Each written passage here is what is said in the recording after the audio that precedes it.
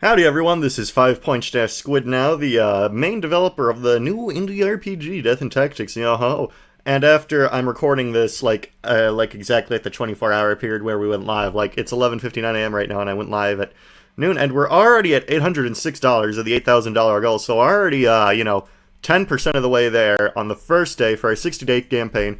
So everyone who's played the demo and supported it, thank you, thank you, thank you. It's coming along pretty nicely, I'd say. And if you want to support it yourself, I would recommend the $15 tier because you're essentially buying the game, right? Because you get the free key, but you're also supporting it. Compared to, like, say, it comes out and, you buy it, then you're buying it, but you didn't support the game, right? So if you're going to buy it anyway, I would just get this, or if you want to support it in any way, or you could just donate like $2. Any amount helps. But yeah, so people have played the demo. Danny Doyle posted her video, and people have been playing the demo, which you can get on itch.io. I'll have a link in, the top right. But there are some criticisms of it, and first of all, to anyone who's criticized it, thank you. Thank you. Even if you didn't like it, thank you, because I think criticism is a very important part of the creative process, and so I'm going to actually address them. So this is going to be like a day one update video, where we're going from here. But there's already some criticisms, and I'm going to address them. And, explain my thought process, and explain what I'll be doing to fix some things. And, yeah, so let's get into it. So, yeah, and again, I don't want you to, be mad at any of these people and go, oh, they didn't like Death and Tactics, I hate them, oh, no, it's good that they're criticizing, it's good, I know some people liked it, I know, yeah, so, I know Danny Doyle enjoyed it. So first, let's get for the first one. Some interesting design decisions here, though I find the bleak and cruel atmosphere pretty off-putting. I agree it's kind of too edgy. Okay. So, yeah, I definitely don't think it's going to be for everything, right? Like, this is a very game where bad things happen. If you play the demo, if you didn't skip ahead 30 seconds, but, the first bit of the demo is, you choosing which 3 of your friends die, and then everyone's sad, and oh no, it's boohoo, and it's very sad, But I think, it's a bit too edgy, I do use a lot of swears, and that's a criticism Danny Doyle had, and her thing, it's all the usages of the F word, it's coming off too try-hard, and you know what, I think at this point I agree, because it's a common criticism. So I think issue I had with that is that it's my first time writing something this big, I've written scripts for my YouTube videos before, and I think that me translating into writing a full script with characters, that's a rough transition. I think I did it a decent job for me writing something like this for the first time, but I think an improvement I'll have to make is having a second pair of eyes look at it, because so far, I've had people, play the game and they'd seen snippets of dialogue, but I'm the only one who's seen, the full script to everything and how that's going to play out. But some people have already approached me, my friend who's an English major, said, hey, I major in English, I can help you take a look at the script, I can see what's going on with that. So yeah, I think in the final release of the game, there would be overall less cussing and less that stuff.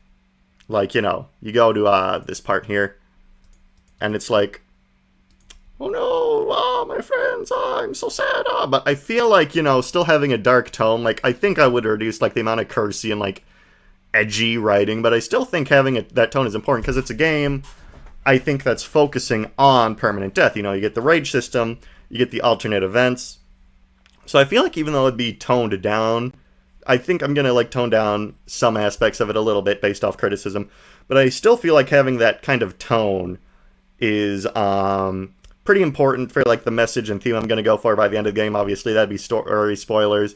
But, so thank you for the criticism on that. Danny Doyle, that people who commented that, and again, don't be mad at these people. Criticism is good. It's good, because now that they've criticized it, now the game's going to be better, because now I'm going to have a second pair of eyes looking at the script, and hopefully that all goes well. Yeah, so I think that's that, but I think because of the reliance on permadeath and, the rage system, if you've played the demo, and if you want to give me criticism too, you can play the demo too. I still think having it be kind of dark is important, because, if it was just, oh, I'm little lollipop boy, and I'm in a spring field, ha ha ha ha ha, and then, you can't really have, it's got to be a bit dark, but maybe I went too much in one direction. So that's definitely going to be something that's going to have to be evaluated post-demo. Alright. And now we have larger than average dragon. The writing is not good. Yeah, again, as I said last time, this is my first time writing something big like this, so definitely going into it as I was expecting the writing to be the thing that kind of rubs people the wrong way, if anything does rub people the wrong way, right? Like, you have a lot of silly units and skills with awkwardly contrasted with Grim Dark that sort of fall flat. You want us to laugh at the Ha, Finally Monkey Gun, Tanya Morning Herd, their squad TM. You'd either tone down the edge, yeah. So, one of the things I'm doing with this is, and thank you for the comment, there's a second paragraph, which I'll read in a sec, but yeah. Kind of same thing as last time. This game is actually partially inspired by Lisa the Painful, so I'm taking unrelated strategy game, I'm taking elements I like from that, and I'm taking elements from Lisa the Painful, because one thing I really liked about Lisa the Painful is its ability to tell, like, a dark story, have really bad things happen, and then balance it off. I even have the Kickstarter open in another tab. Like, and one scene, you know, you're having your guys having to blow their brains out in the Russian roulette game. And in the next, you know, you're recruiting Harvey Alabaster, the fisherman lawyer, right? Like, so that game manages to balance, you know, the really stuff with the more lighthearted stuff.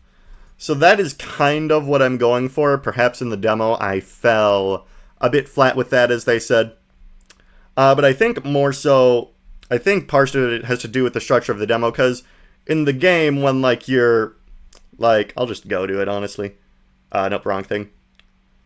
Like, in the demo, after you do it, it's not, like, immediately funny. Like, you go to this, and then there's a Prison Break chapter where it's kind of taken seriously. This is not the tile set. I haven't updated this map since it's not in the demo, but yeah, let's just go back to demo stuff. I don't want to show off too much of it, but yeah, all those maps you just saw me flash through, those will not even be close. They'll look high quality like this. You know, like this.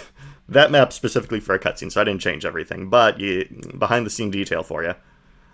But yeah. So I feel like part of it has to do with the structure of the demo, and I included that bit in the demo because, you know, no matter what, 3 of your buddies are not going to survive the adventure, and I feel like, you know, that was an important thing to have in the demo, because if you had all 6 in the demo, I don't know, maybe that would have been a good thing to say for the full game, but I feel like it was important, okay, to get the point across, this is a game with permadeath. In the full game, you're only ever going to be able to use 3 of these bozos, right? So, in the full game story, that will transition better, but I feel like the structure of the demo did not particularly do that any favors, you know? And that's, yeah, that's something, maybe it's something I could have transitioned better into, but yeah, and again, I'm addressing these criticisms because I want to be honest with you, and I want to take the criticism. I just don't want to, you know, hide myself in a little shell and be like, no, my game's perfect. No. This is an important step of the process. Just want to be honest with the people, want to show people that I'm addressing criticism, you know, because if I just didn't address anything and said, nope, my game's perfect, that would not be a good look. Because it's not. This is why it's a demo. There's literally a thing. Hold on. There's literally a thing. New game. Demo difficulty. Welcome to the game. This is a demo. Things are incomplete. Feedback is important. That's just a summary of that. So again, and now they have the second paragraph here. I also feel like you picked the wrong maps to start the demo with. So chapter 4, you're told to choose 3, and it's alright. I already explained my reasoning for that to get the general point across. But then there's the defend map, where it's a bit confusing to new players. You have to deploy 18 units, and they all do different things and make tactical decisions with them for 12 turns. And this is actually intentional, because I wasn't expecting players to, you know, fully comprehend the game right away. So I think choosing the map for this, it's the perfect little thing to show off mechanics of the game. Because, it's a big confusing map, which means units are gonna die. And what happens when units die? You get the rage system, right? So let's say, you know, let's kill Biff here. Bro, no. Right? And now this guy's, oh no, wrong guy. Where's the right guy? There he is. And now this guy's all upset, you know, compared to, say, let's open my studio here. If I just, like, the demo was this map where it's showing you off the game, you know, all you do here there is, it teaches the players how to play the game, like, oh, you have a flying lord, they can fly here to talk to them, and, you know, it's pretty much showing that. So I feel like, you know, shoving them immediately into a chaotic map worked good. And, you know, I had, you know, I thought, you know, I had people play this, and some found it too hard. Oh, nope, wrong thing there. Which is why I added the demo difficulty. So, you know, if it's like past turn 5, or if it's past turn 4 and 5 of your units are dead, you can just skip it. So you can still progress. So yeah, could I have done an easier map? Maybe. That could have been something I'd done better, but I feel like this was the perfect spot to really introduce people to the chaos of it. So, like, and we just killed Biff there, and, you know, a new player might have that happen because it's a new and confusing map, and let's just go to the next one. And, oh, because now the unit died in the situation, let's have, where is you at? Alright, where is you at? And now you get this unique event where, oh, they died, and now you get this unique item. So pretty much I chose a hard map and not an easy map so people could experience these things, you know? So, oh, my unit died in that hard map, and now I get this item.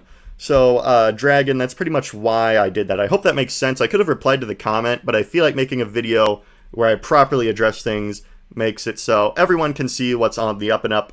So that is why I chose that. That was my logic there. I'm going to do like a let's play of my own demo in like a couple days where I do that. And, you know, some people like that as well, you know. Because my buddy Jimmy FE, who's going to make a video on it soon, you've probably seen his channel. He does like a lot of unit solos, a lot of show off, like, oh, the Jagan. I beat the Shadow Dragon with the Jagan. Pretty cool stuff. And they said, oh, I like this aspect of the demo because you get a lot of units and it makes it replayable. And he went back and replayed it with like all the different combinations of units you can use. So, you know, this, I've seen, some people like this, some people don't, because I feel like if I just dropped you into like baby mode map, you know, then people wouldn't get the challenge of it. So, but some people don't, yeah. But in the full game, I feel like, yeah, you're telling me the player has to choose for 12 turns. A chapter like this can work well if the player is ready for it, right? So in the full game, obviously, this will be chapter 10, and you will have used the units by this point.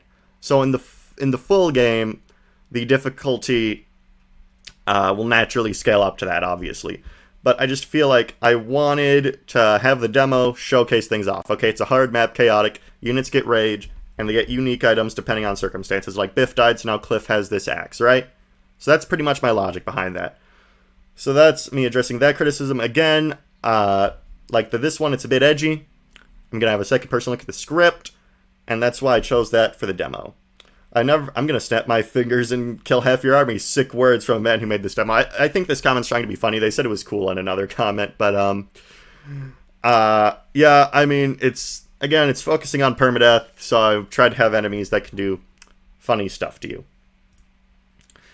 And then Raise a Bull commented, "You're asking for way too much monetarily for a Kickstarter SRPG studio from a non-existent developer." Well, here's the thing about that. I am programming the entire game myself and writing the script, so those aren't things I have to pay people for. However, art is expensive. You'll notice I have this backed at 8K. And yeah, buy this if you want to support the game, or just do $2. I know it's up to you. But say this guy. These are, right, the portraits, again, right here. These cost, let's do the math real quick. So I'm going to need 100 of these guys, because there's going to be like 50 playable units by the end, because I feel like there needs to be a lot, because with the focus on permadeath, you need a lot of replacement units. So and they're $10 each from my talented character illustrator Priam.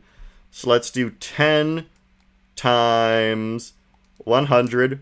That is $1,000 off the bat. And then these super awesome, cool, detailed sprites, a lot of which you can see in the demo. I think around 7 made it into the demo. These are $60 each. And if I need 50, I think I came to the total that I'm going to need 53 of them, right? Or like, I think it was 55. 53 or 55. It's around the same. So 55 times 60, because they're $60 each. That is 3,330. And then we have these awesome tile sheets made by J. Padsilvia, where you look at this compared to this, ladies and gents. I mean, it's better. And median average, they are like 145. Like one was like 200. It was this one because this had a lot of thing with the crops, but around they're usually 145. And some of them can use the same thing. Like let's go to this map again, this dungeon. this looks ugly as sin in this isn't the demo version of the map, but in this, right? So if you played the demo version of that map with the dungeon and the monster, these ground bricks can be used for this. The floor can also be used for this. So I can reuse assets for that, right? Let's go back to that. So I can use the tile sheet for that prison escape level. So I think I'll need around 15 of those because we can reuse them for some levels. So let's do 15 times 145, and that's $2,175. So now let's take the 1,000 from the character portraits, then the 330 from the sprites, and then the 2,175, and then that is $6,475. But I have not. This does not have an original soundtrack, right? So I'm probably going to need 1,000 for that because the musicians I talked to before are paid by the hour, and that's a lot. So if you want some tracks, I set aside 1,000 for that, and then plus 500 for anything. I made some icons for anything else that may get need. Like, I made some icons, like, this is supposed to be a scroll, but I'd rather a professional do it. And those will only be, like, $2 a thing, but I'm also going to need a UI designer, someone to design UI. Like, this is the generic SRPG Studio UI, so if you want something that fits the game more, we're going to have to go with that. So if we had that 1,000 for the songs, plus the 500 for miscellaneous stuff like icons, UI, anything that may need to get made, that's 1,500. Alright, and so if we add this, and if we add that to, our 6,475 from earlier, so 6,475 plus 1,500, that's 7,975. I think I added a bit more overworld sprites when I did the original map. Like, I think it might have been 58 or 60. But that approximately comes down to $8,000, right? So we just did the math. So, Risable, that is literally how much the game costs, right? That is literally how much, I did the math, how much the game would cost to make. So I don't think asking for less makes a lot of sense. And I already paid for, like, the portraits that are in the game, like these, already in the demo and stuff, out of my own pocket. So that's kind of the point of the Kickstarter. You're paying for the game. And unknown developers, I mean, if you look at the Meet the Team section, it says, I'm a professional front-end software developer, ladies and gents. I am a boy with a dream, but I'm not just a boy with a dream. I am graduating college very soon with a computer science degree. I already have a job as a front-end software developer. My talented character designer, Priam, who is, works in the media production field, art college graduate as well, and these works from our other two artists speak for themselves. I mean, that's beautiful, and this is great. So yeah, like, I have made smaller games before, no big hits, Shrumblo, Grumblo, TM. But yeah, saying, we're not just a bunch of randos, I'd say we're good at what we do for the most part.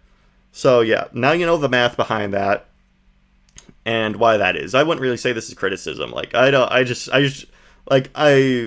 acknowledged these and said, yeah, I agree with some things. Here's why I did that. Here's what we're changing. But this dude is just wrong.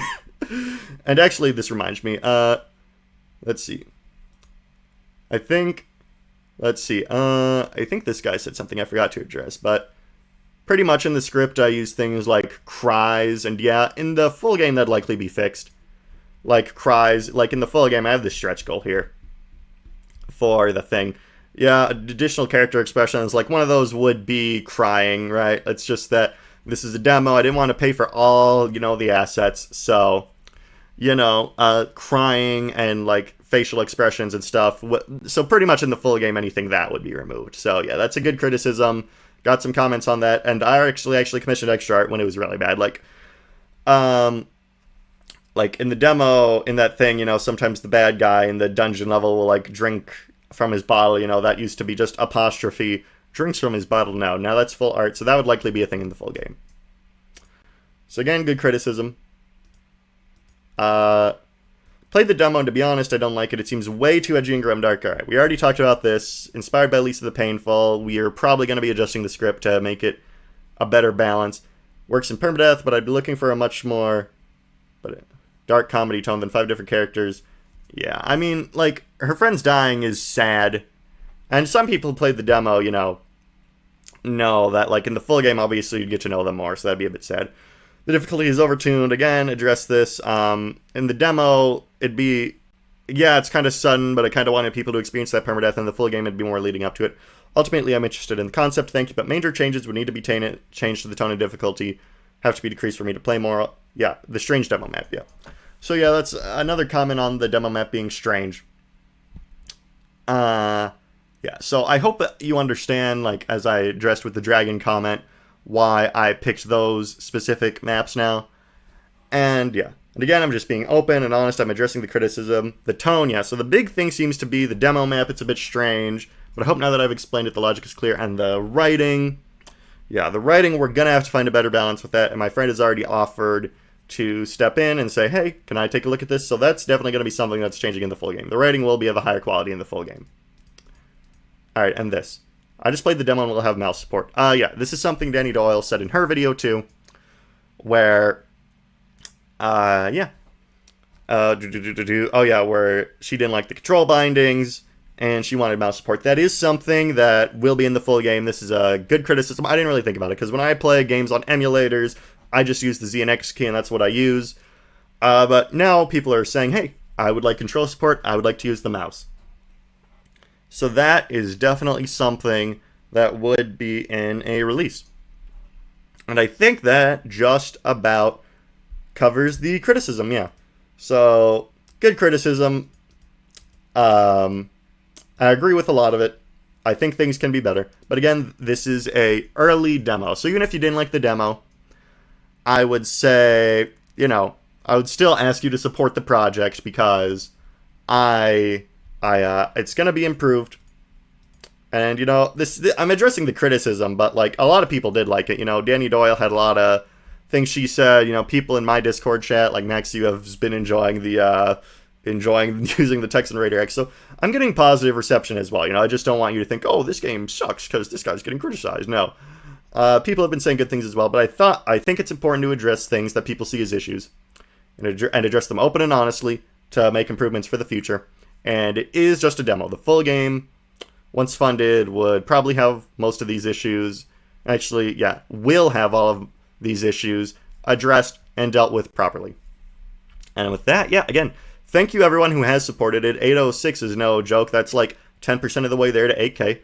And, you know, hopefully this video, where I open and honestly address criticism and accept it, has given you more faith, so maybe you can go donate, because, yeah.